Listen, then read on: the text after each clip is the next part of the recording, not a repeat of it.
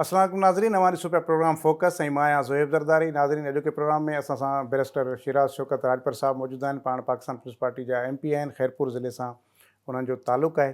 ऐं last election बि उन्हनि विढ़ियो हुयो, पर उहा कामयाबु न थी सघिया। पर हिन भेरे उन्हनि उते हिकिड़ो त इहो सरप्राइज़ ॾिनो आहे त उहा सीट जेका फंक्शनली उतां खटींदी आई, उन में उन कामयाबी हासिलु कई, फंक्शनली की उन्हनि शिकस्त ॾिनी।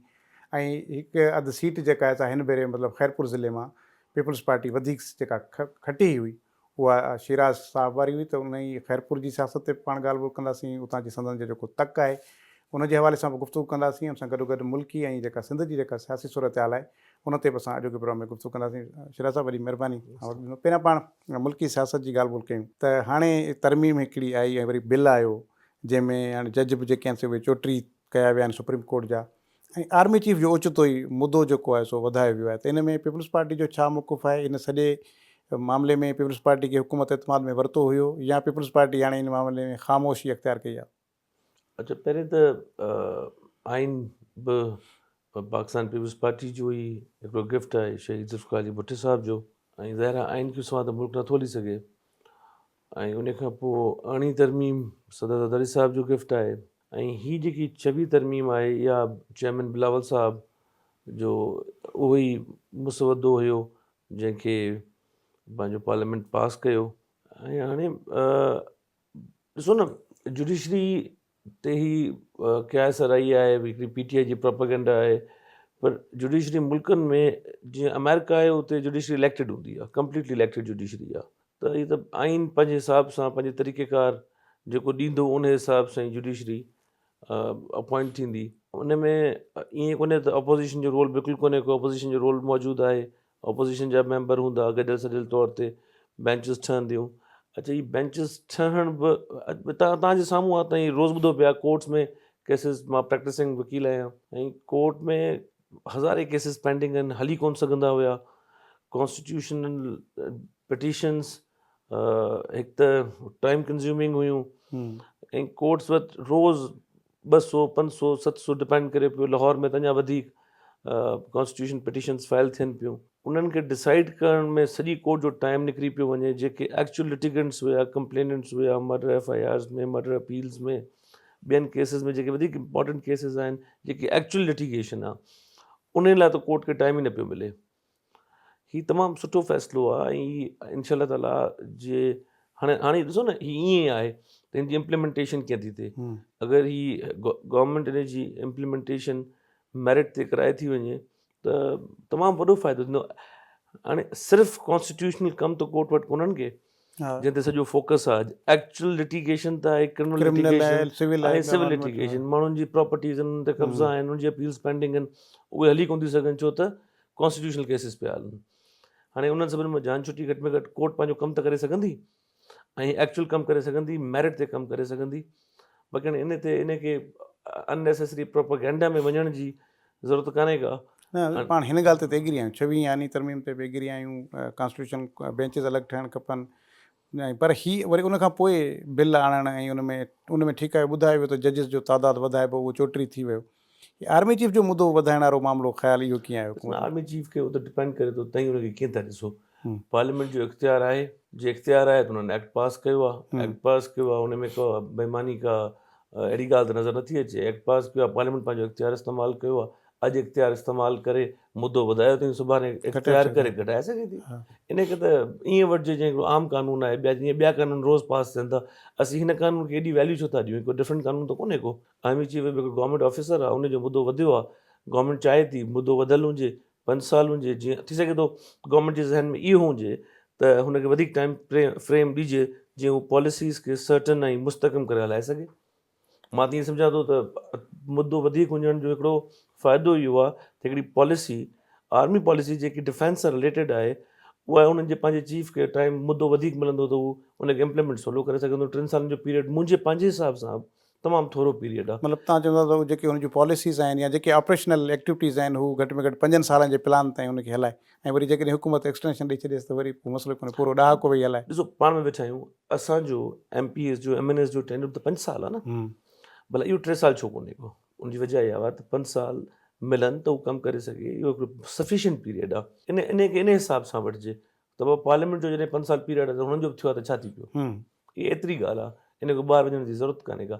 पर हाणे इनखे प्रोपेगेंडा करे ऐं इनखे माहौल ख़राबु करण लाइ साज़िश करार ॾिजे त पोइ त ॿिन्हिनि ॻाल्हियुनि सां त को न को अॻु में फ़ाइदो थियो आहे, न को हाणे फ़ाइदो थींदो। अच्छा, पर इन सां ज़ाहिर आहे कि उहा जेका पोज़ीशन आहे उहा उन डिसीशन ते ज़ाहिर आहे क्रिटिसिज़म कंदी हूंदी, पर उन सां गॾो गॾु हिकिड़ी ॿी दिलचस्प अॼुकल्ह सूरत हाल पंहिंजे मुल्क में आहे, उहा आहे अमरीकी सदर डोनाल्ड ट्रंप जी कामयाबी खां पोइ PTI जे माण्हुनि में ॾाढी ख़ुशी आहे। ईअं पियो लॻे ॼण उन्हनि जो हिकु सदर चूंडिजी आयो आहे, त उहे ॾाढा ख़ुशि आहिनि। त को लॻे थो त बानी PTI जे हवाले सां का उहा अहिड़ी शइ करे सघे थो, छाकाणि कैंपेन दौरान हुन हिकिड़ो वाइदो पाकिस्तानी कम्यूनिटी सां कयो त जेकॾहिं मां सदर थियुसि त पोइ बानी PTI जी आज़ादी जे लाइ मां कोशिशूं वठंदुसि। त हीउ जेको आसिरो कयो वेठा आहिनि हमरा, इहे ठीकु आसिरो कयो वेठा आहिनि, या उहो सिर्फ़ु सियासी बयानु हुयो? हाणे ज़ाहिर आहे उहो रियासत हिक ॿिए सां ॻाल्हाईंदी न, हाणे उहो त ट्रंप ऐं ॿिए कंहिंजे विच में गुफ़्तगू न थींदी। अमेरिका ऐं पाकिस्तान अलॻि अलॻि रियासतूं आहिनि, रियासत जेके जीअं स्टेट टू स्टेट जेके शयूं हूंदियूं आहिनि ईअं थींदियूं।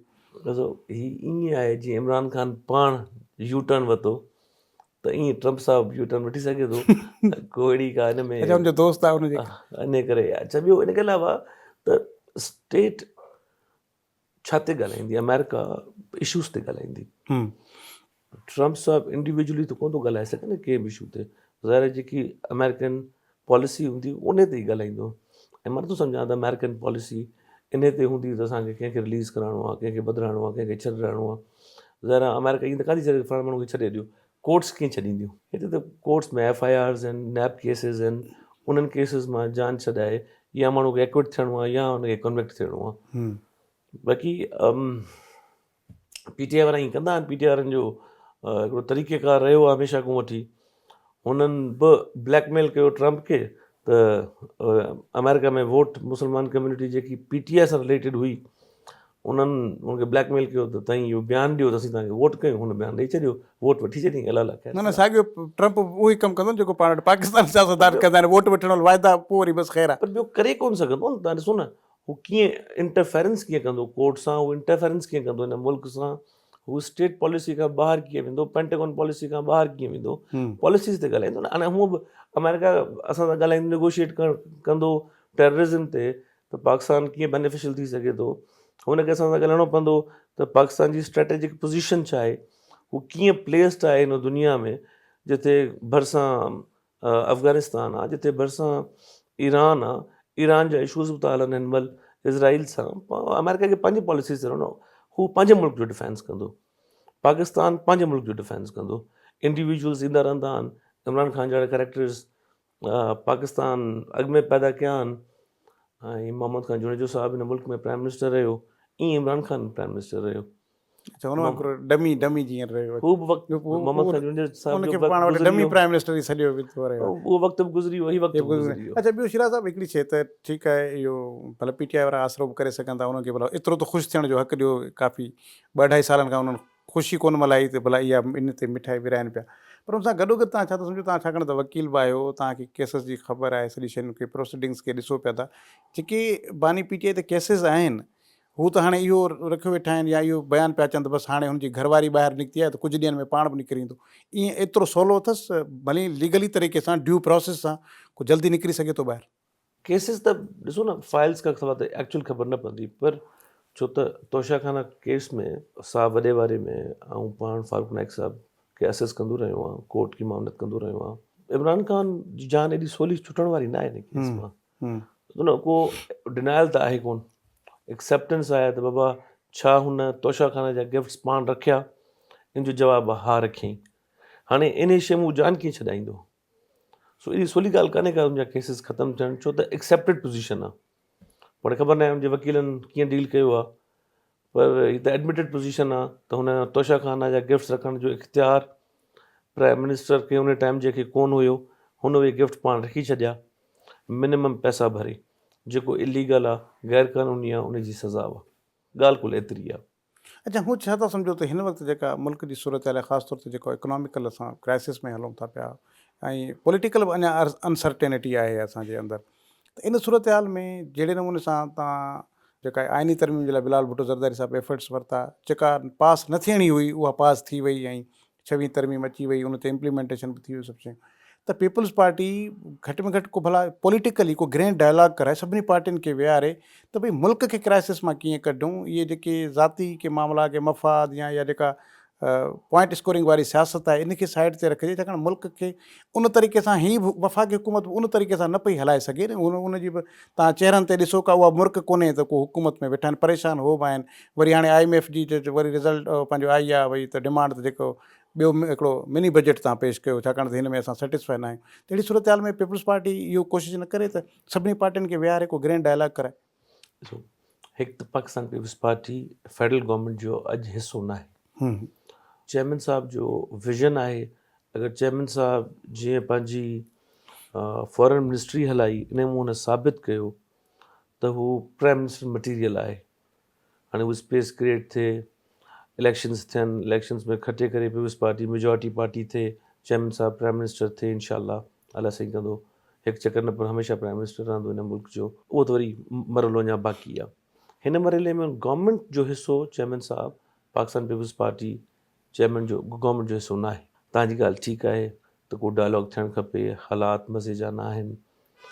चओ उन जी वजह PTI आहे। PTI जेको प्रोपेगेंडा थी करे, उन प्रोपेगेंडा सां ॿियो नुक़सानु त थिए न थिए, पर इहो नुक़सानु ज़रूरु थियो आहे त जेको इन्वेस्टर आहे, जेको इंटरनेशनल इन्वेस्टर आहे या फॉरेन इन्वेस्टर आहे, उहो पाकिस्तान को साइड करे वियो आहे। त अलाए छा हालात न, वॾी ॻाल्हि आहे कान्हे त हालात मुनज़िम मुतफ़िक़ आहिनि, गवर्नमेंट इन पावर आहे, गवर्नमेंट पंहिंजो कमु हलाए पई, आहिस्ता आहिस्ता चयूं स्टेबिलिटी तरफ़ वञनि पियूं शयूं। अच्छा, ॿियो ऐं इहो बि ज़रूरु चवंदुसि, नैब तमामु वॾो नुक़सानु करे वई हिन मुल्क जो। छो त पोएं दौर में, इमरान जे दौर में जॾहिं नैब केसिस ठाहे पई, हिकु त ऑफिसर्स कमु करणु बंदि करे छॾियो, उहो बिल्कुलु कंहिं फाइल खे हथु लाइण लाइ तयारु न हुया, डिॼ खां। अच्छा, उहो नाजाइज़ कमु त सुठी ॻाल्हि आहे न कनि, उहो जाइज़ कम बि कोन पिया कनि। ॿियो, जेके इन्वेस्टर्स हुआ उहे बि डिॼी विया। असीं पैसो इन्वेस्ट कयूं पाकिस्तान में, सुभाणे कंहिं ऑफिसर खे तंग करण लाइ असांजो पैसो इन्वेस्ट थियल न फासी वञे, त असुल इहे सभु हालतूं मुल्क खे पोइते वठी वियूं। सो इमरान खान जे टाइम में तव्हां ॾिसो को मुल्क में इन्वेस्टमेंट त कान थी सघी। अच्छा, हाणे आहिस्ता आहिस्ता एतमाद बहाल पियो थिए। हाणे इन लाइ शहबाज शरीफ़ साहब खे एफर्ट करणी पवंदी, बिलावल साहब खे घणी एफर्ट करणी पवंदी। एतमाद वरी बि इंटरनेशनल कम्यूनिटी बिलावल साहब ते कंदी, छो त बिलावल साहब पंहिंजी फॉरेन मिनिस्ट्री जे दौर में हिकिड़ो रिलेशनशिप हर जाइ ते क़ाइमु कयो, काफ़ी सारा दौरा कयईं। दौरनि सां हुनखे हिकु त पाकिस्तान जो इमेज बहितर थियो एज़ अ कंट्री। ॿियो, चेयरमैन साहब जो पंहिंजो बि हिकिड़ो मिज़ाज इन तरफ़ वियो त हू कीअं हिननि ते वर्किंग करे सघे थो। अलाह करे अपॉर्चुनिटी चेयरमैन साहब खे मिले, ऐं चेयरमैन साहब जेको आहे सो फंडिंग पाकिस्तान में आणे सघे। ऐं ॿियो, असां वटि टैक्स जो प्रॉब्लम आहे, को माण्हू टैक्स ॾियण लाइ तयारु कोन्हे को। तव्हांजे साम्हूं आहे, ऐं उन्हनि पंहिंजे AC फैज़गन खां पुछां पियो त बाबा असां वटि जेको मुंहिंजो हल्को आहे त बाबा एग्रीकल्चर इनकम टैक्स केतिरनि माण्हुनि जमा कराए? सिर्फ़ु 13 माण्हुनि जमा कराई आहे सॼे तालुके मां। त ॾिसो, इहो सिर्फ़ु 13 माण्हू जमा कराईंदा त पोइ गवर्नमेंट कीअं हलंदी? अहिड़ी ॻाल्हि त कान्हे। फसल जा रेट्स चेयरमैन साहब स्पेशली ज़रदारी साहब फसलुनि जा रेट तमामु गवर्नमेंट ऑफ सिंध खां बहितर कराया। हाणे मुंहिंजे ख़्याल सां 425 रुपया मण शुगर केन आहे। ऐं पंजाब में कणिक न पई वठे गवर्नमेंट, सिंध गवर्नमेंट घटि वरिती, पर वरिती ज़रूरु। रेट तव्हांजे साम्हूं आहे, तमामु सुठो रेट मिलियो आबादगारनि खे। हाणे इहो विज़न आहे न पंहिंजे माण्हुनि खे बचाइणु। इन मां असांजो हारी, असांजो नंढो ज़मींदार उथी वियो, बची वियो। पंजाब जो ज़मींदार जो हाल एतिरो सुठो न रहियो। जेके असांजा दोस्त आहिनि पंजाब में ॿुधाइनि पिया त असांजी त कणिक ख़राबु थी वई, पर गवर्नमेंट वरिती कान। हाणे उनखे कंपेयर करिणो आहे सिंध खे। ॾिसो न, असांखे सिंध खे कंपेयर करिणो आहे पंजाब गवर्नमेंट सां, असांखे सिंध गवर्नमेंट खे कंपेयर करिणो आहे KP गवर्नमेंट सां। पोइ इहो फ़ैसिलो करिणो आहे त पोइ इन 3 मां बलूचिस्तान गवर्नमेंट सां, इन 4 मां बहितर गवर्नमेंट कंहिंजी। हाणे असीं उहो जेके असांजी कराची जी कम्यूनिटी आहे, या जेके असांजा नौजवान PTI खे सपोर्ट था कनि, उहे सिंध खे कंपेयर था कनि वञी कैलिफोर्निया सां। इहा त ज़्यादती हूंदी न सिंध सां। बाक़ी 3 सूबनि सां कंपेयर कर, सिंध खे कंपेयर करिणो आहे बाक़ी 3 सूबनि सां, ऐं तव्हांखे नज़र ईंदो त सिंध में कमु बहितर थियो आहे। अच्छा, हुन सां गॾो गॾु ॿी हिकिड़ी शइ त भई पंजाब जी जीअं तव्हां ज़िक्र कयो, या जेका तव्हां पंहिंजे पाण जेका एग्रो इकोनॉमी आहे, सिंध त तक़रीबन एग्रो इकोनॉमी हले थी, हुन ते एग्रो बेस्ड इकोनॉमी आहे असां वटि। असांजो घणो जेको पॉपुलेशन जो हिसो आहे उहो एग्रीकल्चर सां लाॻापियल आहे। पोइ आबादगार आहे या हारी आहे या उन सां रिलेटेड मज़दूर आहे। हाणे असां वटि जॾहिं बि ख़ैर नवाज़ शरीफ़ वारनि जी या शहबाज़ शरीफ़ वारनि जी हुकूमत ईंदी आहे उहो पाणी ते असांजे दाड़ो हणणु शुरू कंदा आहिनि। हाणे बि हुननि जो मनसूबो आहे त सिंधु दरिया ते 6 नवां कैनाल ठाहिण पिया वञनि, जंहिं ते सिंध हुकूमत जी ख़ैर स्टेटमेंट बि आई बि आहे। पर छा था सम्झो त इहो तव्हां भली खणी हुकूमत जो हिसो न आहियो पर इतिहादी त आहियो, त इहा ॻाल्हि मथे वफ़ाक़ी हुकूमत ताईं छो नथा पहुचायो त भई हीअ कहिड़े क़िस्म जो सिंध दुश्मन, असां तव्हांखे इन करे कोन हुकूमत ठाराए ॾिनी आहे त तव्हां सिंध दुश्मन मनसूबा खणी अचो। बिल्कुलु खणणु खपे, बिल्कुलु सही ॻाल्हि आहे। सिंध दुश्मन मनसूबो आहे ऐं पाणी सिंधु दरिया ते पाणी जो हक़ सिर्फ़ु सिंध जो आहे। इन हक़ ते धाड़ो इंशा ताला केर बि न हणी सघंदो। ऐं पर हाणे ॾिसो, हिकिड़े ॻाल्हि ॿुधायां, ही पॉलिसी डिसीजन आहे। ही पॉलिसी डिसीजन असां सिंध जे सभिनि माण्हुनि वोट करे ऐं एतमाद कयोसीं चेयरमैन बिलावल साहब ते, आसिफ अली ज़रदारी साहब ते, प्रेसिडेंट साहब ते, मोहतरमा दी फ़रियाल टालपुर साहिबा ते, जिन जी वॾी महिनत आहे जो अॼु पीपुल्स पार्टी एतिरो ग्रो करे थी सिंध में ऐं पाकिस्तान में। अॼु इहो किरदारु तमामु वॾो हिकिड़ो किरदारु आहे, हमेशह इहो किरदारु यादि रखियो वेंदो सिंध में। हाणे असां वोट करे एतमाद करे सभिनि सिंध जे माण्हुनि इहो एतमाद कयो पाकिस्तान पीपुल्स पार्टी ते। हाणे पॉलिसी डिसीजन पाकिस्तान पीपुल्स पार्टी खे ठाहिणी आहे, क़यादत खे ठाहिणी आहे, असांखे फॉलो करणी आहे। इंशा ताला उहो कॾहिं बि अहिड़ो कमु न थियणु ॾींदा जंहिंसां सिंध जो नुक़सानु थिए। ठीकु आहे, ब्रेक जो वक़्तु आहे, ब्रेक वठूं। नाज़रीन ब्रेक वठूं था, ब्रेक खां पोइ बि असांजी शिराज़ सां गुफ़्तगू जारी।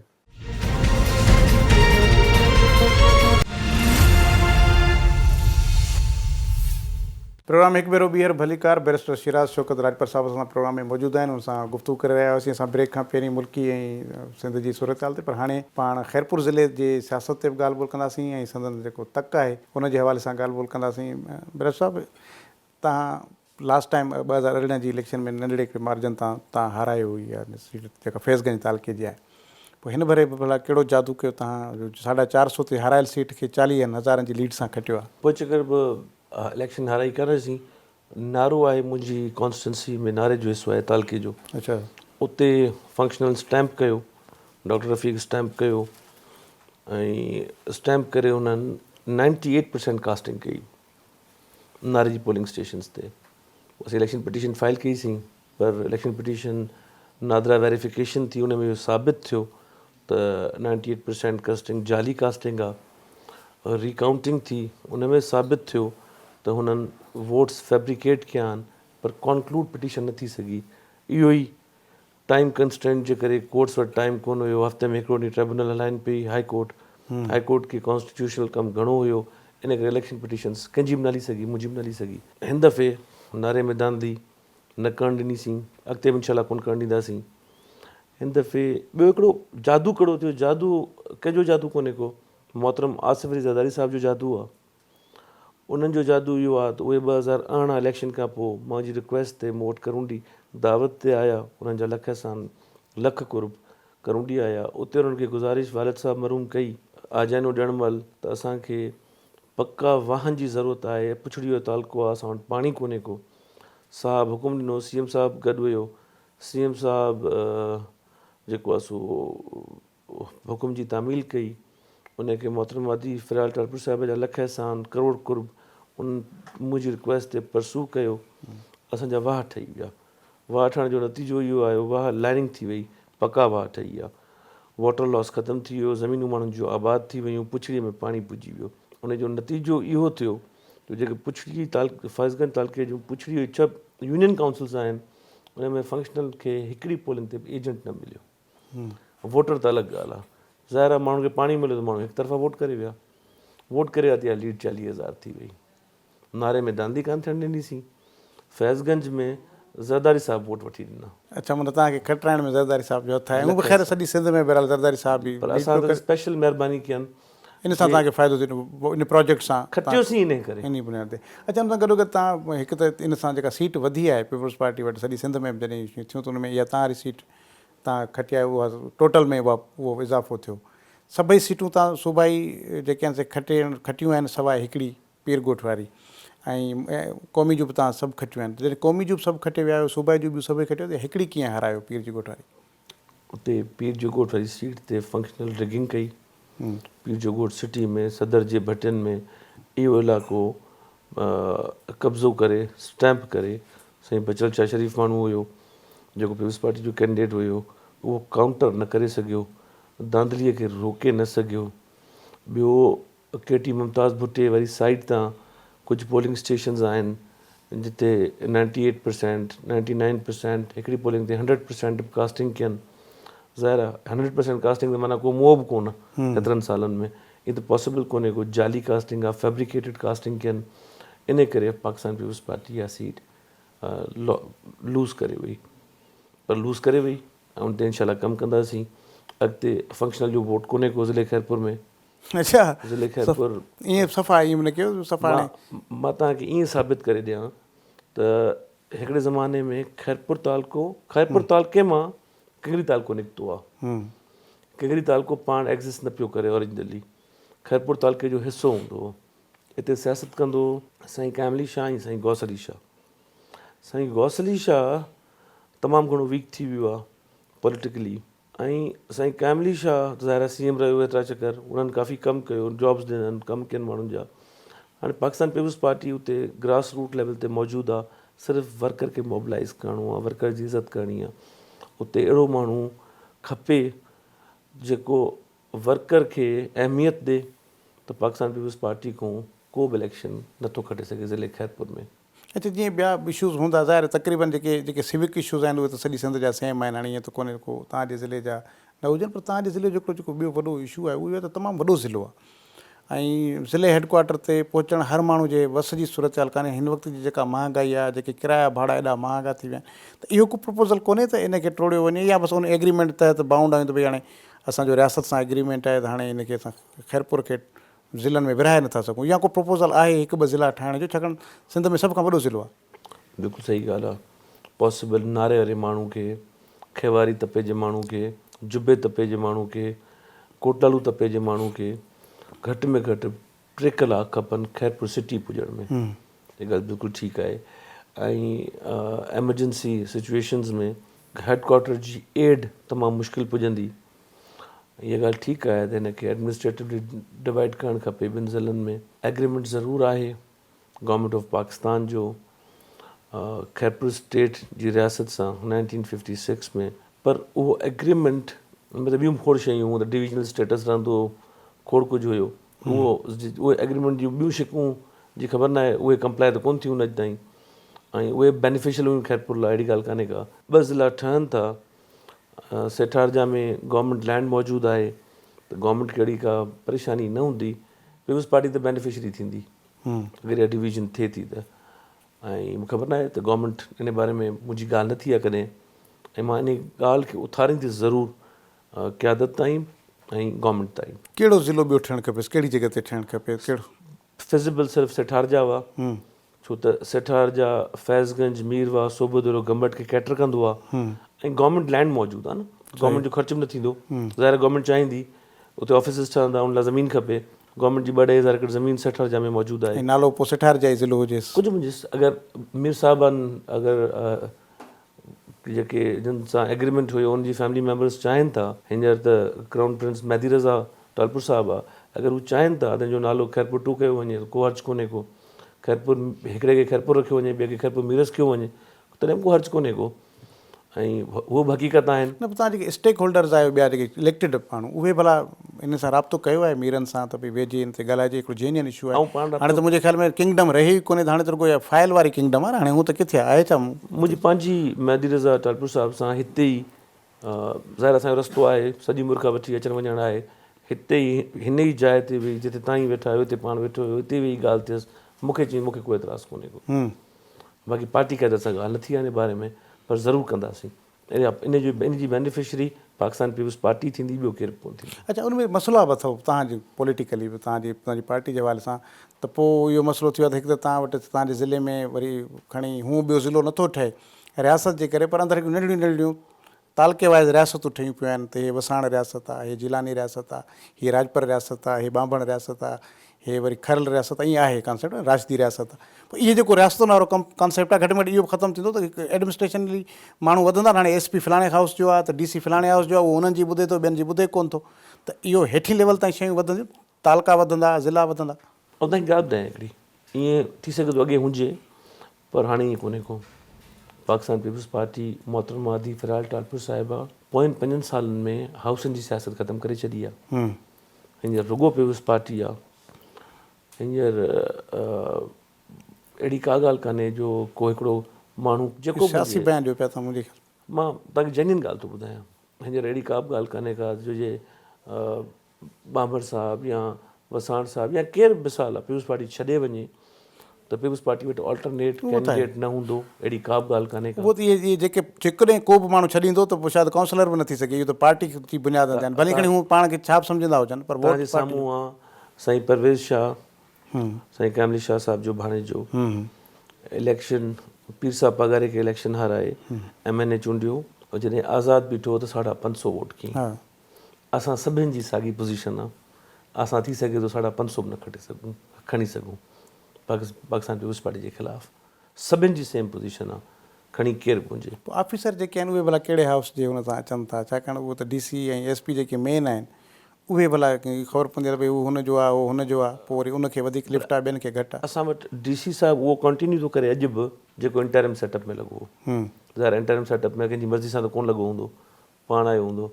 उहो ई अॼु ताईं कंटिन्यू करे पियो। साईं फवाद शाह लॻल आहे DC। SSP असां वटि उहो ई कंटिन्यू करे पियो जेको इंटरिम सेटअप में आयल हो। न तव्हां वटि 2-3 मटिया आहिनि SSP, हाणे कल्ह 3 ॾींहुं ॿियो हुया, हुन खां पहिरीं ॿियो, वरी 3 जी मां तकड़ा पिया वञनि तव्हां वटि। मां गुज़ारिश कयां, असां वटि साॻियो कंटिन्यू करे पियो समीला सूमरो साहब जेको इंटरिम सेटअप में हुयो। सूमरो साहब खे हाणे लास्ट वीक उनखे पोस्ट आउट, उनखे पहिरें त चार्ज ॾिननि घोटकीअ जी, एडिशनल घोटकीअ में तव्हांखे पाण ख़बर आहे प्रॉब्लम आहे लॉ एंड ऑर्डर जो, ऐं पोइ वरी IG साहब एडमिनिस्ट्रेटिव बुनियाद ते हुनखे पोस्ट आउट कयो घोटकी। अच्छा, समीलो सूमरो साहब तमामु सुठो ऑनेस्ट ऑफिसर, हुनजी मूंसां साल वर्किंग रिलेशनशिप में हुन सिर्फ़ु मेरिट ते कमु कयो। ॾाढो ॾुखियो हूंदो आहे पुलिस ऑफिसर लाइ गवर्नमेंट में वेही मेरिट ते कमु करणु। हुन पंहिंजो मेरिट ते कमु मेरिट ते करे वरी हेतिरा 7-8 हुजनि मुख़्तलिफ़ MPs ऐं MNAs, उन्हनि सभिनी खे वरी मुंहुं ॾियणु, हर कंहिंखे अकोमोडेट करणु ॾाढो ॾुखियो हूंदो, हुननि जे लाइ वॾो चैलेंज हूंदो। पर उहो मां तव्हांखे ॿुधायां थो हींअर त हुन अकोमोडेट कंहिंखे बि न कयो।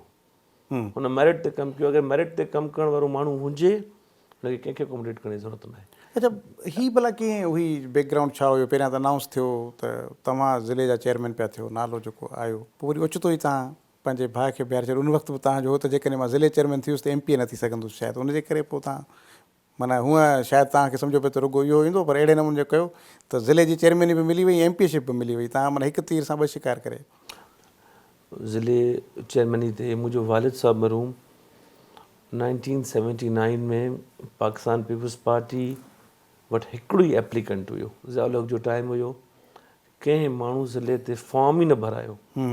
कंहिं माण्हू ईअं न चयो त मां हिन में सभु हुया जंहिंजा तव्हां नाला खयां, कंहिं बि ईअं न चयो त असांखे टिकट खपे ज़िले चेयरमैन जी इलेक्शन लाइ। जेको अॼु पीर साहब पघारो आहे राजा साईं, ओॾीमहिल उहो मुक़ाबले में बीठो इलेक्शन।